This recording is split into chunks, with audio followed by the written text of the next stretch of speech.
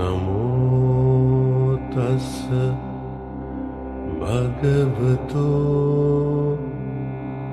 अरहतो सम्मा सम्बुद्धस्स।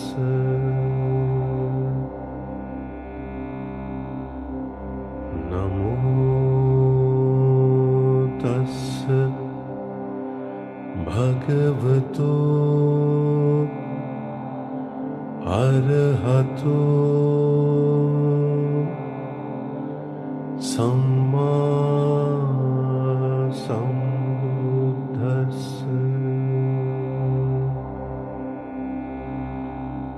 नमो तस्स भगवतो अरहतो सम्मा सम्बुद्धस्स।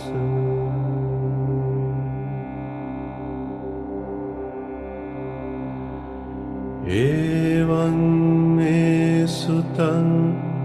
एकं समयं भगवान् वाराणस्यां विहरति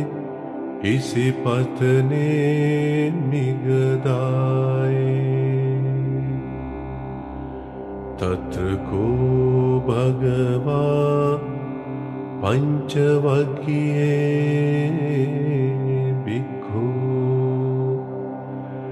आमन्त्रेसि। द्वे मे भिक्खवे अन्तापब्जितेन न सेवितव्या योचायं कामेषु कामसु कल्लिकानुयोगो।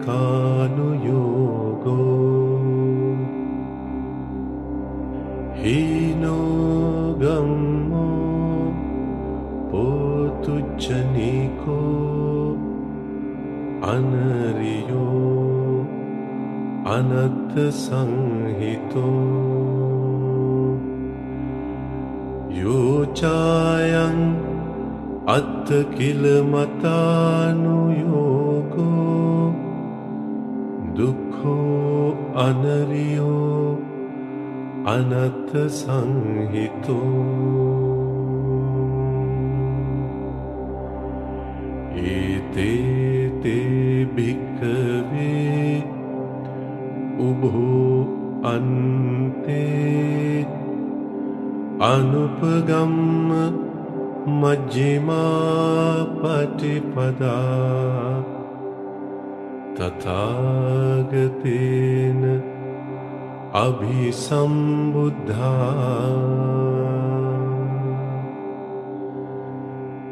चक्षुकर्णी ज्ञानकर्णी उपसमाय अभिज्ञाय सम्बोधाय निब्बानाय संवर्तते।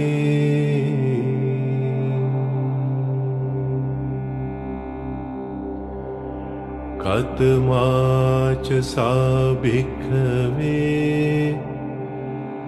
मज्जिमा पटिपदा। तथागतेन अभिसम्बुद्धा। चक्षुकर्णी ज्ञानकर्णी उपसमाय अभिज्ञाय सम्बोधाय निब्बानाय संवर्तते।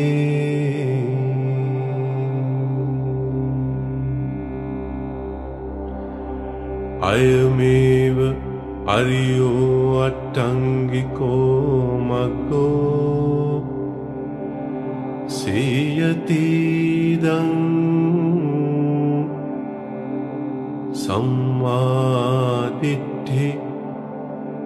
सम्मा संकप्पो सम्मा वाचा सम्मा कम्मन्तो सम्मा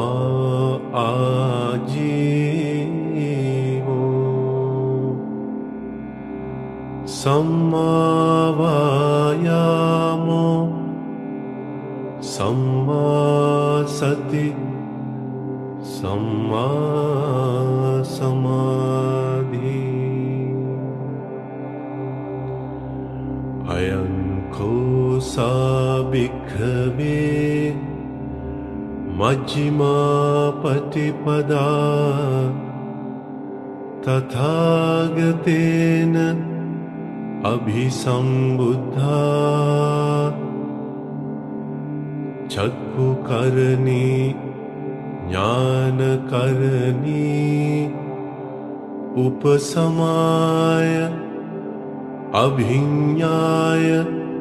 संबोधाय निब्बानाय संवत्तते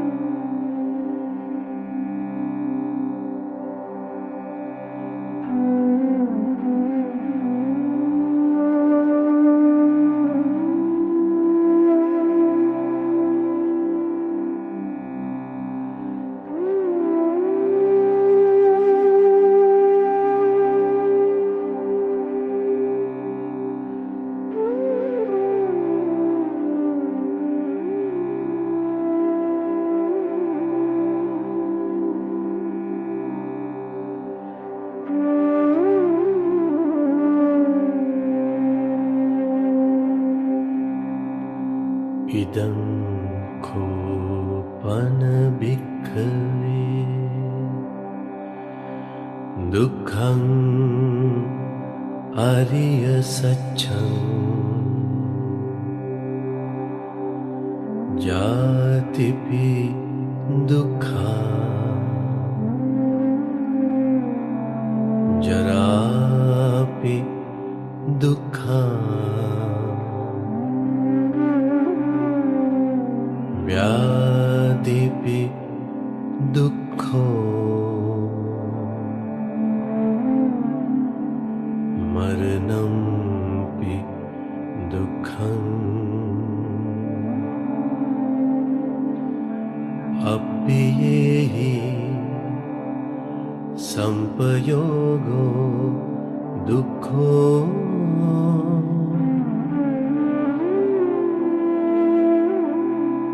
पियेहि विपयोगो दुःखो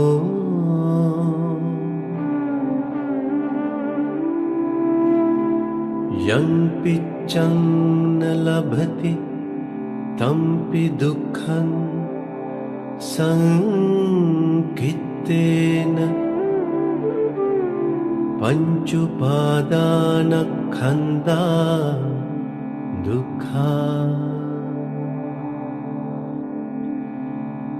इदं कोपन भिक्खवे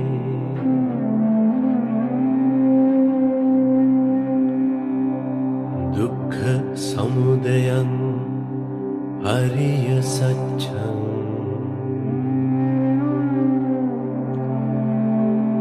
यायं तन्हा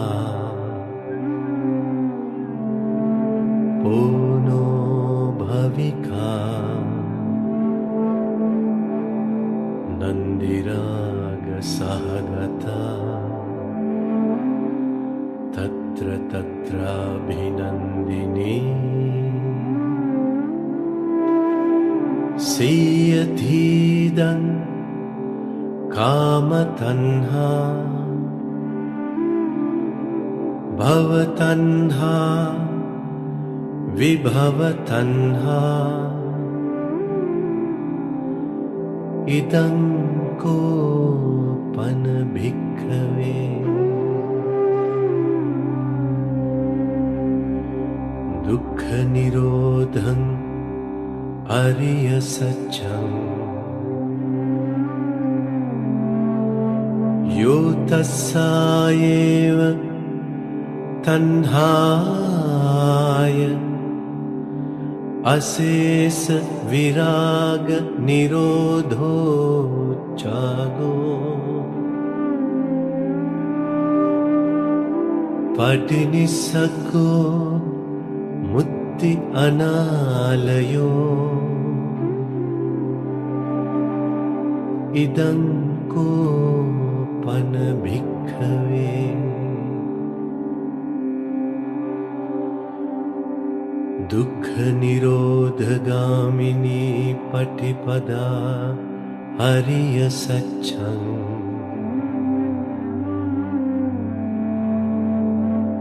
අයමේව අරියෝ අට්ඨංගිකෝ මග්ගෝ සේයතිදං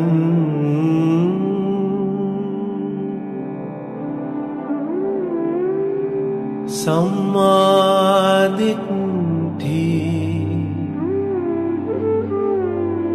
සම්මා සංකප්පෝ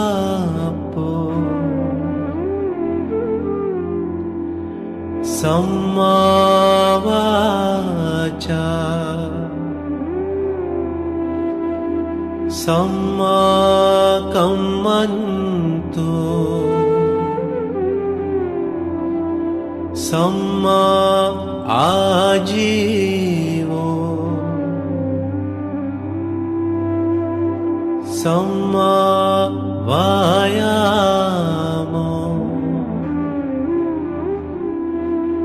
සම්මා සති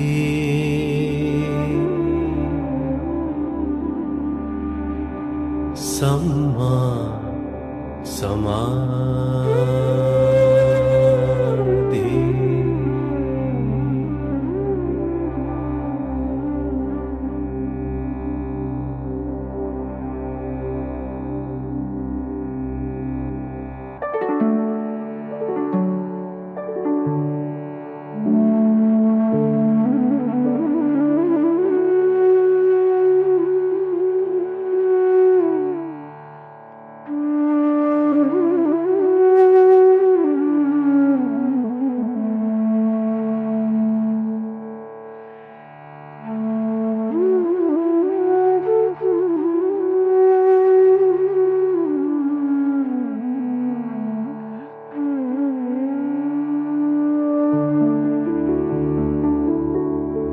ඉදං දුක්ඛං අරිය සත්‍යන්ති මේ භික්ඛවේ පුබ්බේ අනනුස්සතේසු ධම්මේසු චක්කුං උදපාදි ඥානං උදපාදි පඤ්ඤා උදපාදි විජ්ජා උදපාදි ආලෝකෝ උදපාදි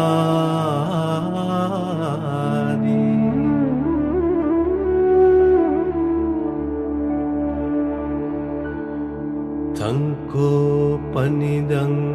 දුක්ඛං අරිය සත්‍යං පරිඤ්ඤයන්ති मे भिक्खवे පුබ්බේ අනනුස්සුතේසු ධම්මේසු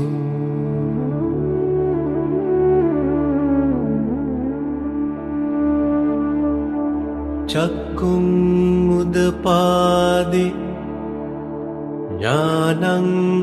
උදපාදි පඤ්ඤා උදපාදි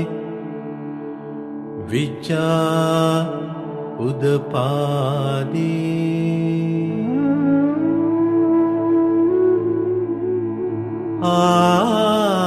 ආලෝකෝ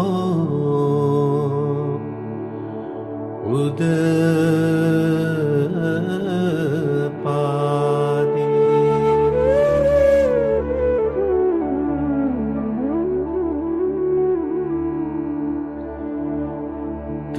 තංකෝපනිදං දුක්ඛං අරිය සත්‍යං පරිඤ්ඤාතන්ති මේ භික්ඛවේ පුබ්බේ අනනුස්සුතේසු ධම්මේසු චක්කුං උදපාදි ඥානං උදපාදි පඤ්ඤා උදපාදි විචා උදපාදි ආලෝකෝ උදපාදි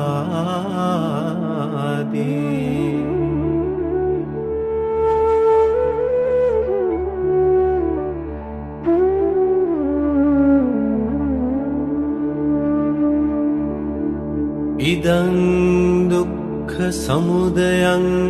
අරිය සත්‍යන්ති මේ භික්ඛවේ පුබ්බේ අනනුස්සුතේසු ධම්මේසු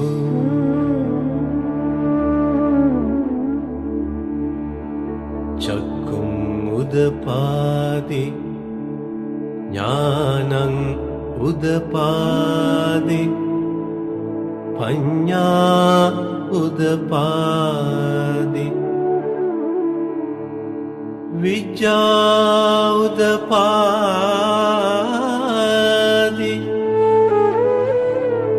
ආලෝකෝ උදපාදි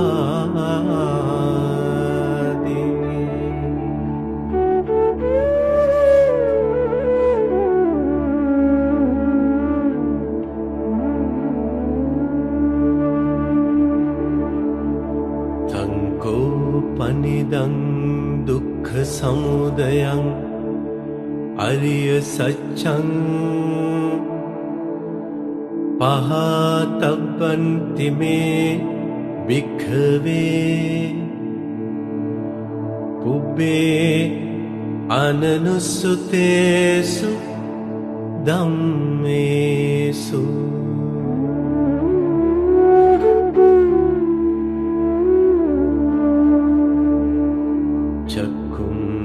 උදපාදි ඥානං උදපාදි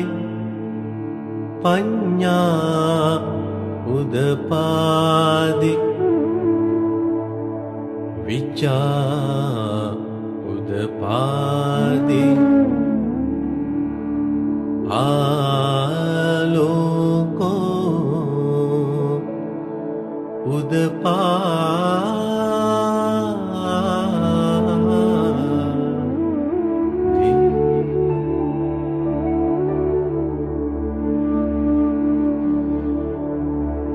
තංකෝපනිදං දුක්ඛ සමුදයං අරිය සත්‍යං පහීනන්ති මේ භික්ඛවේ පුබ්බේ අනනුස්සුතේසු ධම්මේසු ධම්මේසු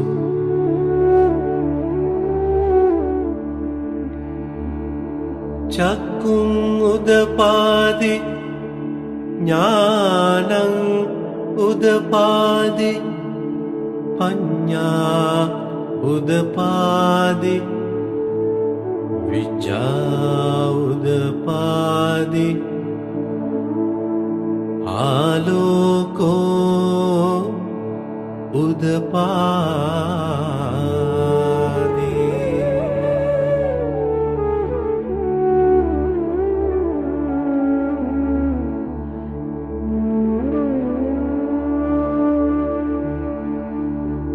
ඉදං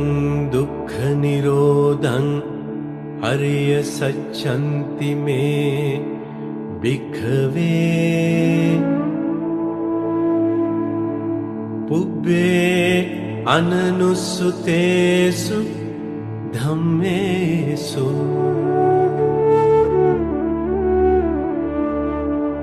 චක්කුං උදපාදි ඥානං උදපාදි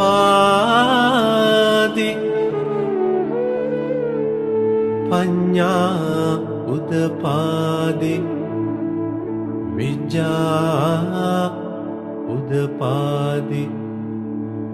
ආලෝකෝ උදපාදි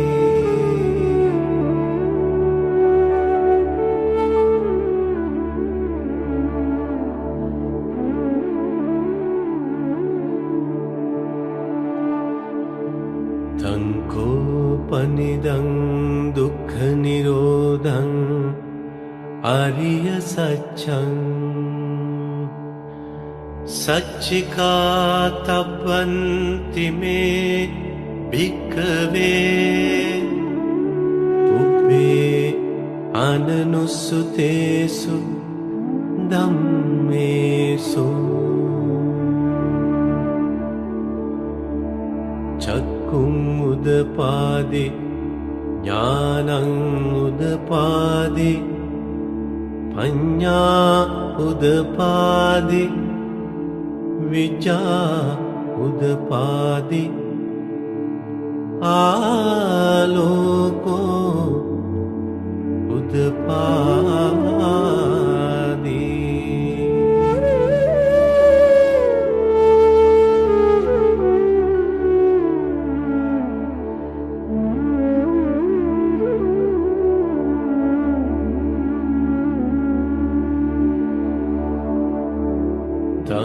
තංකෝපනිදං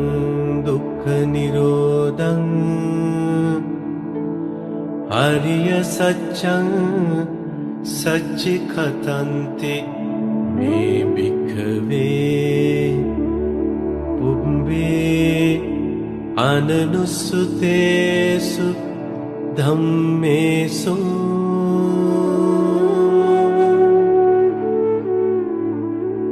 චක්කුං උදපාදි ඥානං උදපාදි පඤ්ඤා උදපාදි විචා උදපාදි ආලෝකෝ උදපාදි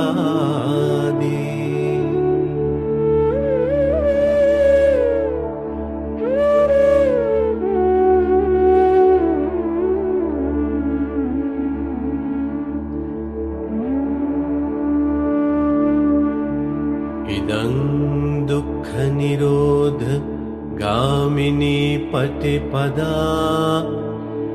ආරිය සච්ඡන්ති මේ භික්ඛවේ පුබ්බේ අනනුස්සුතේසු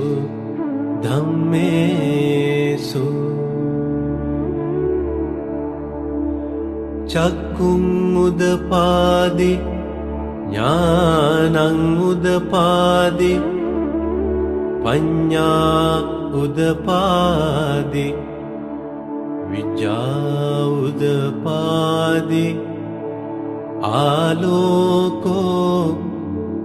උදපාදි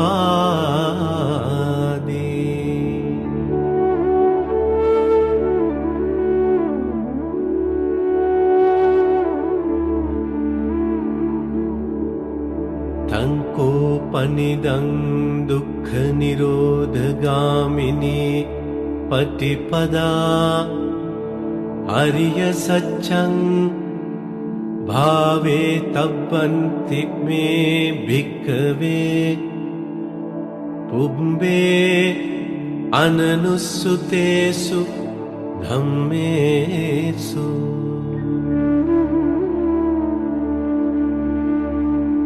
चक्कुम् उदपादि ज्ञानं उदपादि पञ्ञा उदपादि विचा उदपादि आलोको उदपादि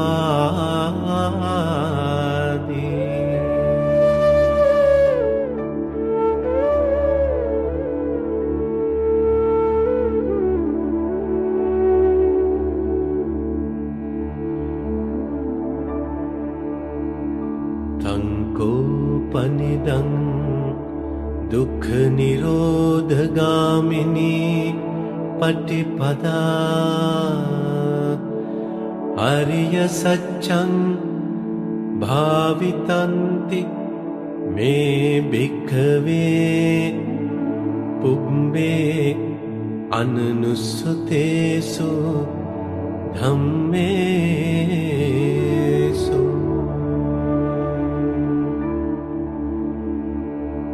चक्कुम् उदपादि ज्ञानम् उदपादि पञ्ञा उदपादि विचा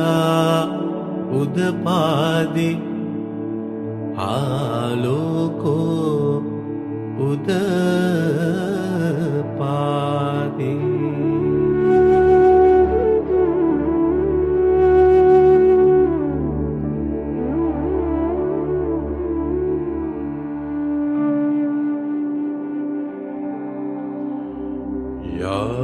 यावकीवञ्च मे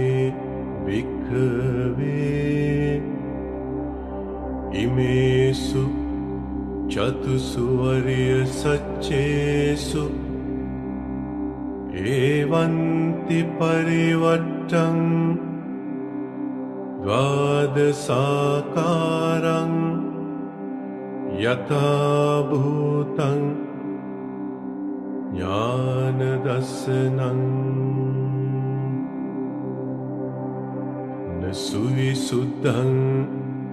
अहोसि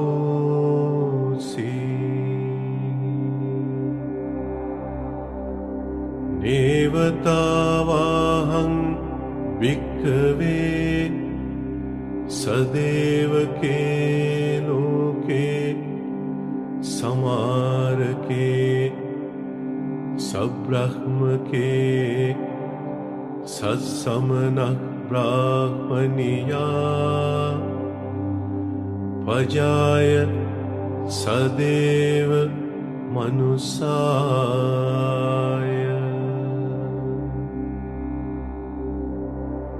अनुत्तरं सम्मा सम्बोधिं अभिसम्बुद्धो पच्चन्यासिं यतो चक्षु मे भिक्खवे इमेषु चतुषु आर्यसत्येषु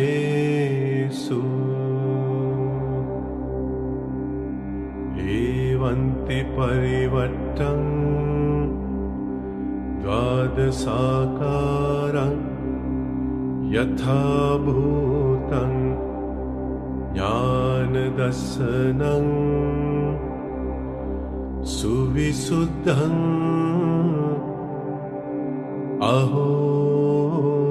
अहोसि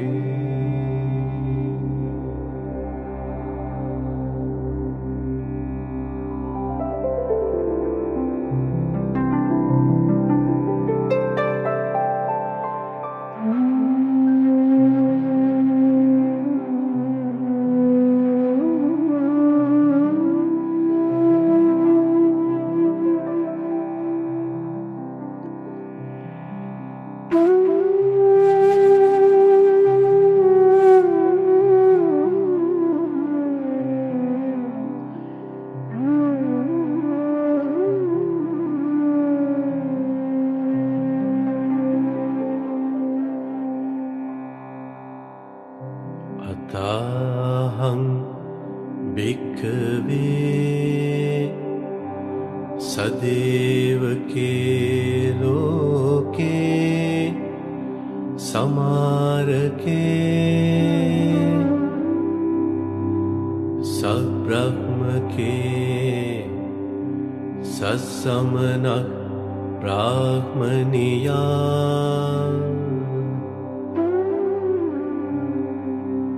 पजाय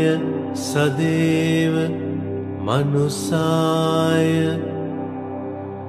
अनुत्तरं सम्मा संबोधिं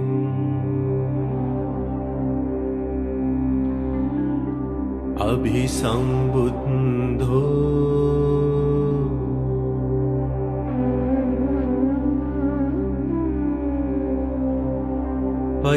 पच्चन्यासिं ज्ञानञ्च पनमेदसनं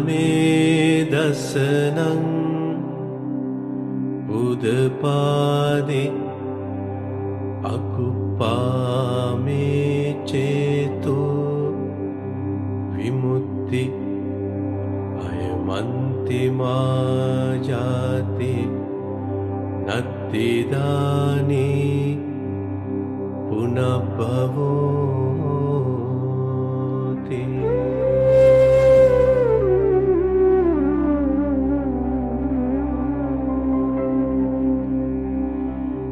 इदमवोच भगवा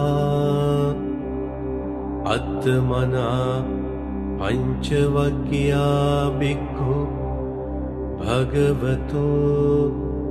भासितं अभिनन्दन्ति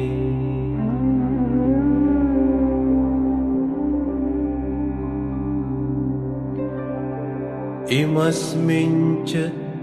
पनवेयाकरणस्मिन् भञ्जमाने आयस्मतो कुण्डन्यस्य विरजं वीतमलं धम्मचक्कुं उदपादि यं किञ्चित् समुदयधम्मं सब्बं तं निरोधधम्मन्ति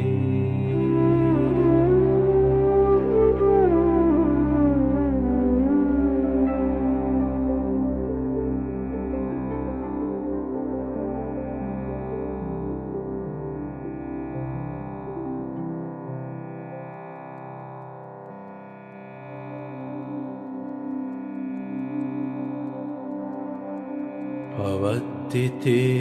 च पन भगवता धम्मचक्रे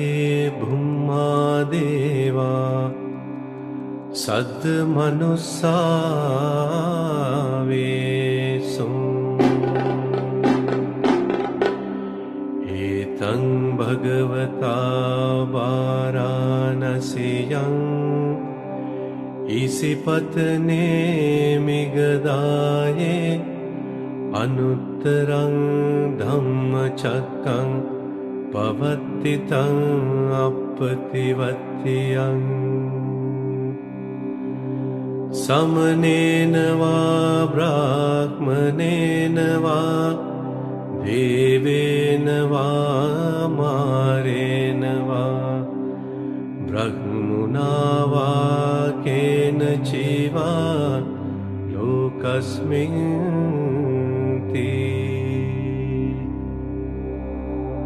भूमानं देवानं सद्दं सुत्वा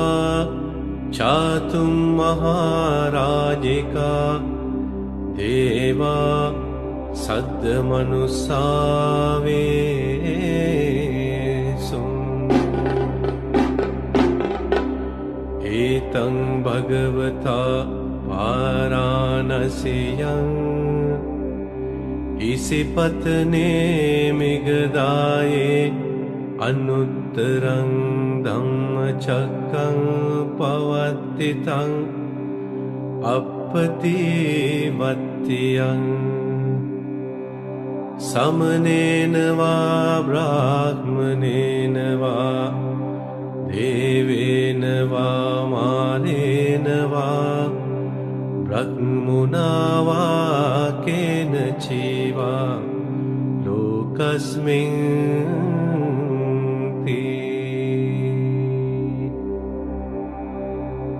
जातुं महाराजिकानं देवानं सद्दं सुत्वा तावतिं सा देवा सद्द मनुस्सा वेत्सुम्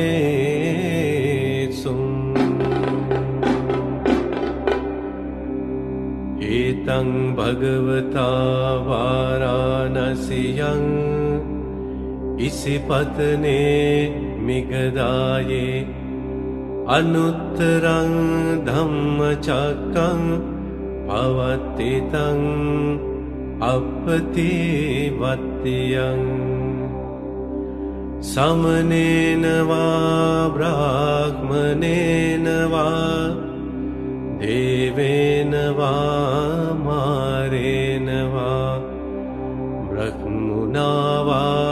केनचिवा लोकस्मिन्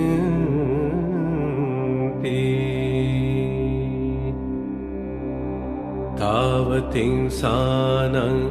देवानं सद्दं सुत्वा यामा देवा सद्मनुस्सा वेत्सुम्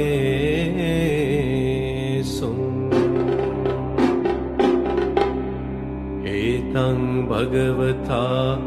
वाराणस्यां इसिपत्ने मिगदाये अनुत्तरं धम्मचक्रं पवत्तितं अपतिवत्यं समनेन वा ब्राह्मणेन वा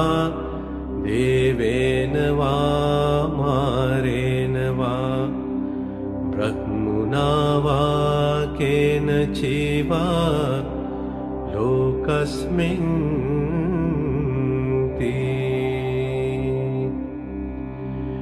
यामानं देवानं सद्दं सुत्वा तुसिता देवा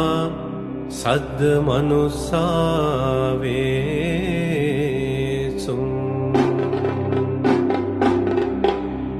एतं भगवता वाराणस्यां इसिपत्ने मिगदाये अनुत्तरं धम्मचक्रं पवत्तितं अपतिवत्यं समनेन वा ब्राह्मणेन वा देवेन वा मारेण वा ब्रह्मणा वा केनचिवा लोकस्मिन्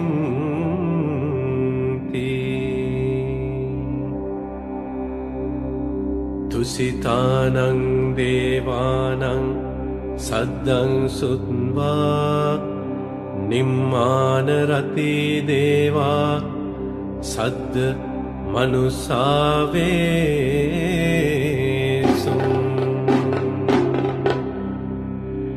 एतं भगवता वाराणस्यां इसिपत्ने मिगदाये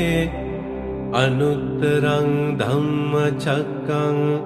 पवत्तितं अपतिवत्यं समनेन वा ब्राह्मणेन वा देवेन वा मारेण वा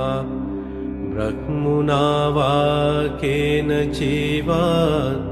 लोकस्मिन्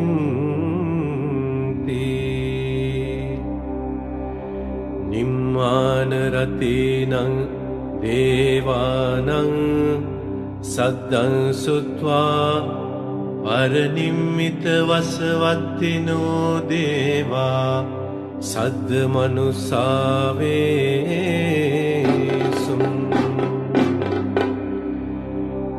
एतं भगवता वाराणस्यां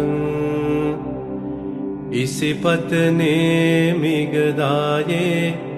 अनुत्तरं धम्मचक्रं पवर्तितं अपतिवत्यं समनेन वा ब्राह्मणेन वा देवेन वा मारेण वा ब्रह्मणा वा केनचिवा लोकस्मिन्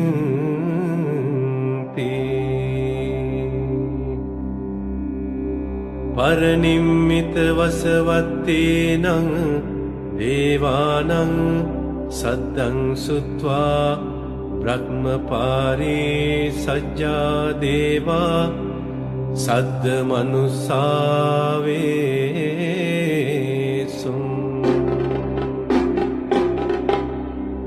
एतं भगवता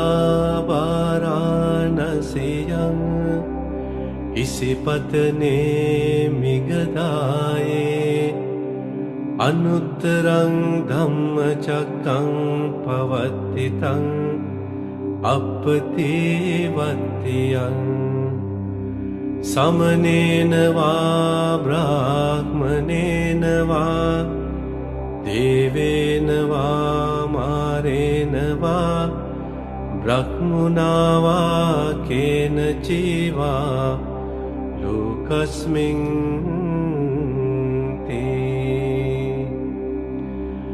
ब्रह्मपारे सज्जानं देवानं सद्दं श्रुत्वा ब्रह्मपुरोहिता देवा सद्मनुसावेषु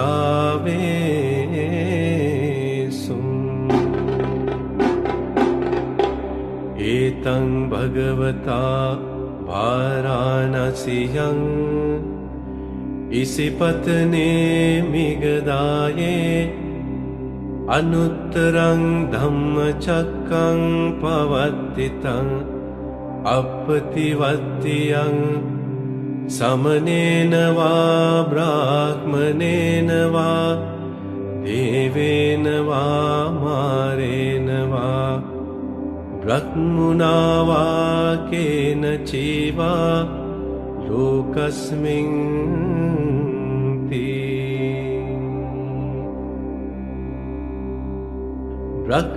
ब्रह्मपुरोहितानं देवानं सद्दं श्रुत्वा महाब्रह्मा देवा सद्मनुसावेषु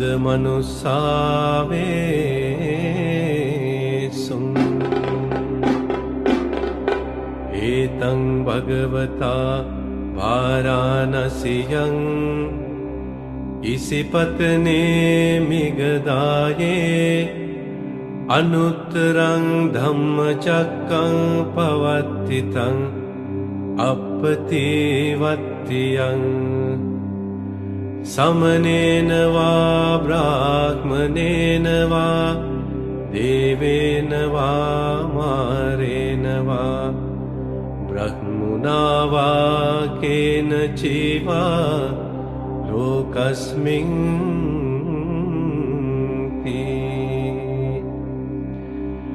महाब्रह्मानं देवानं सद्दं श्रुत्वा परित्ताभा देवा सद्मनुसावेषु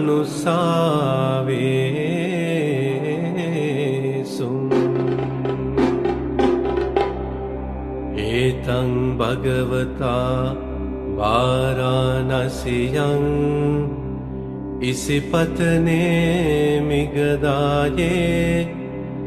अनुत्तरं धम्मचक्रं पवर्तितं अपतिवत्यं समनेन वा ब्राह्मणेन वा देवेन वा मारेण वा ब्रह्मणा वा केनचिवा लोकस्मिन्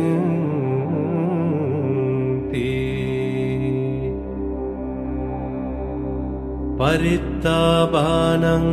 देवानां सद्दं सुत्वा अपमानबादेवा सद्मनुस्सावेषु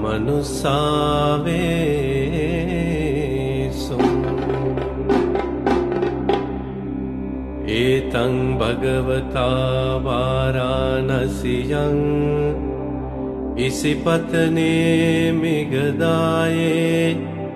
अनुत्तरं धम्मचक्रं पवतितं अपतिवत्यं समनेन वा ब्राह्मणेन वा देवेन वा मारेण वा ब्रह्मणा वा केनचिवा लोकस्मिन्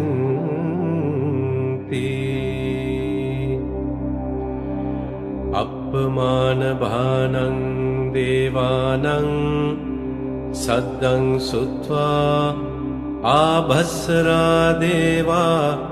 सद्मनुस्सावेषु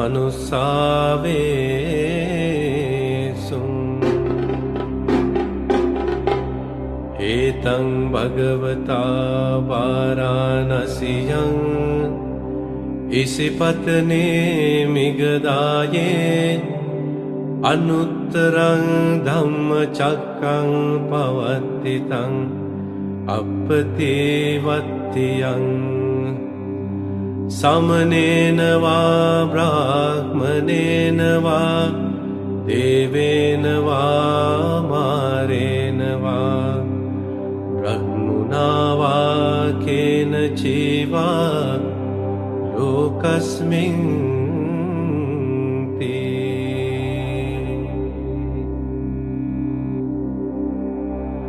आभस्सरानं देवानां सद्दं सुत्वा परित्तशुभादेवा सद्मनुस्सावेषु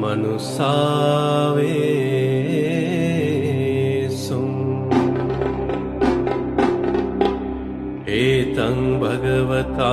वाराणस्यां इसिपत्ने मिगदाये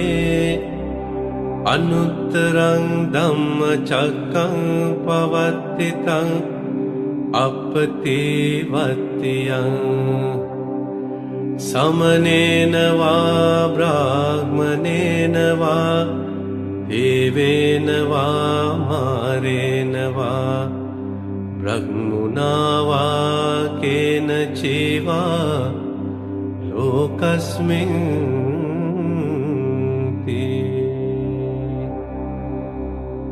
परित्तशुभानं देवानां सद्दं सुत्वा अपमानशुभादेवा सद्मनुस्सावेषु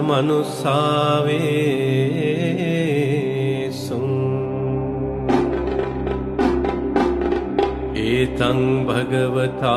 वाराणस्यां इसिपत्ने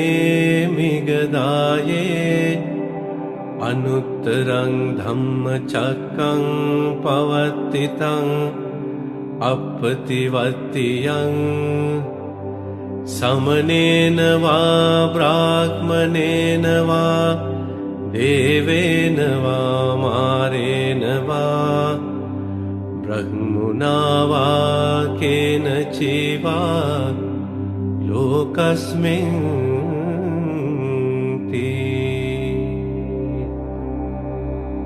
अपमानशुभानं देवानां सद्दं सुत्वा शुभखिन्नका देवा सद्मनुस्सावेषु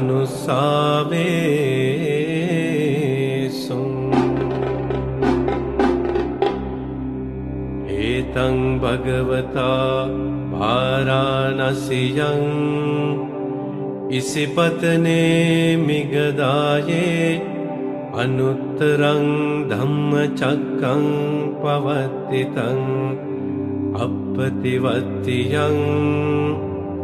समनेन वा ब्राह्मणेन वा देवेन वा मारेण वा ब्रह्मणा वा केनचिवा लोकस्मिन्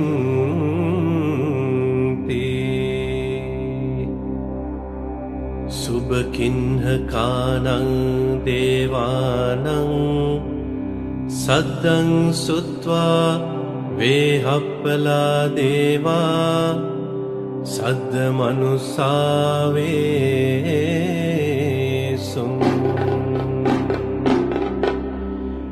एतं भगवता वाराणस्यां इसिपत्ने मिगदाये अनुत्तरं धम्मचक्रं पवत्तितं अपतिवत्तियं समनेन वा ब्राह्मणेन वा देवेन वा मारेण वा ब्रह्मणा वा केनचिवा लोकस्मिन्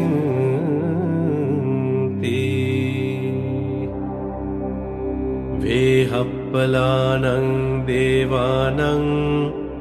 सद्दं सुत्वा अविहा देवा सद्दमनुसावे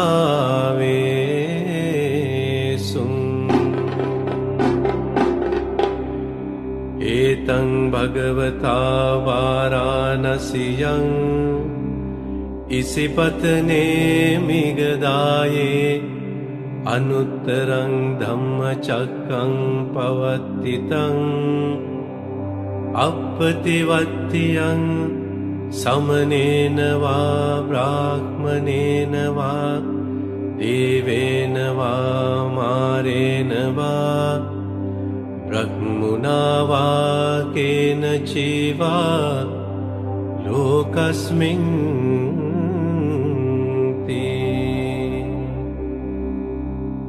अविहानं देवानं सद्दं सुत्वा अतप्पा देवा सद्दमनुसावे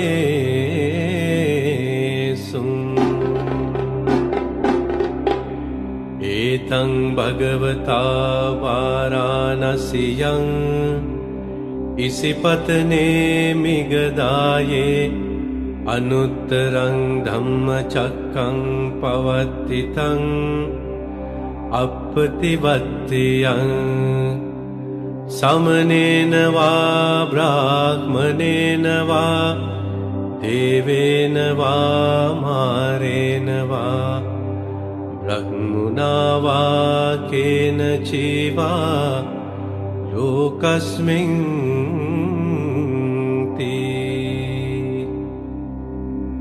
अतप्पानं देवानं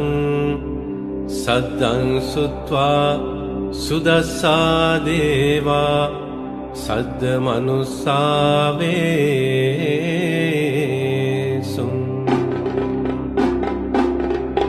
एतं भगवता वाराणस्यां इसिपत्ने मिगदाये अनुत्तरं धम्मचक्रं पवत्तितं अपतिवत्तियं समनेन वा ब्राह्मणेन वा देवेन वा मारेण वा ब्रह्मणा वा केनचिवा लोकस्मिन्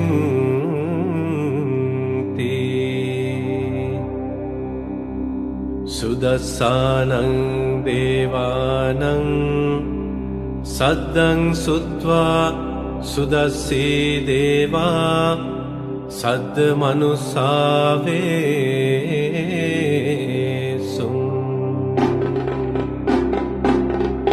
एतं भगवता वाराणस्यां इसिपत्ने मिगदाये अनुत्तरं धम्मचक्रं पवत्तितं अपतिवत्तियं समनेन वा ब्राह्मणेन वा देवेन वा मारेण वा ब्रह्मणा वा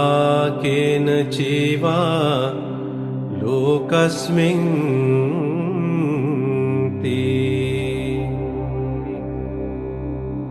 सुदस्सेनं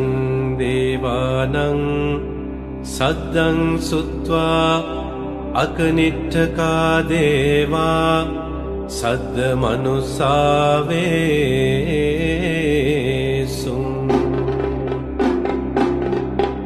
एतं भगवता वाराणस्यां इसिपत्ने मिगदाये अनुत्तरं धम्मचक्रं पवर्तितं अपतिवत्तियं समनेन वा ब्राह्मणेन वा देवेन वा मारेण वा ब्रह्मणा वा केनचिवा लोकस्मिन्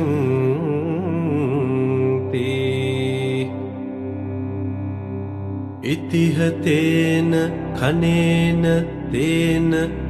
मुहूर्तेन याव ब्रह्मलोका सद्दो अभुगज्जी अयञ्च दशसहस्री लोकधातु संकम्पी संपकम्पी संपवेदी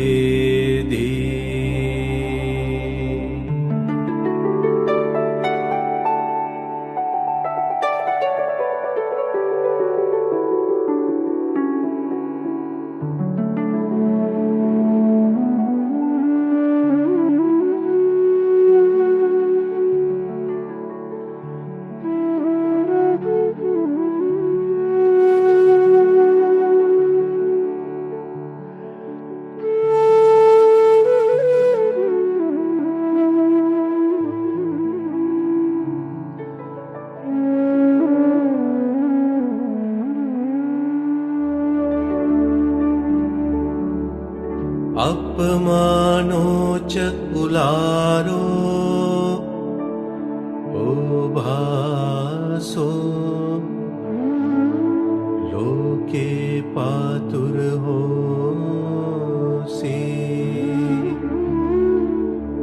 अतिकम्म देवानं देवानुभावन्ति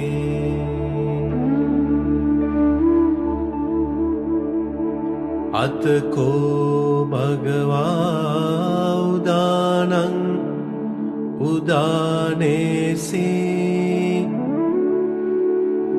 अन्यासिवत भो कुण्डन्यो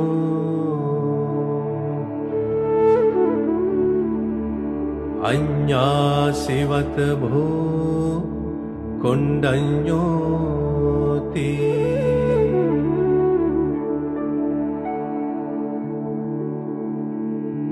इति हिदं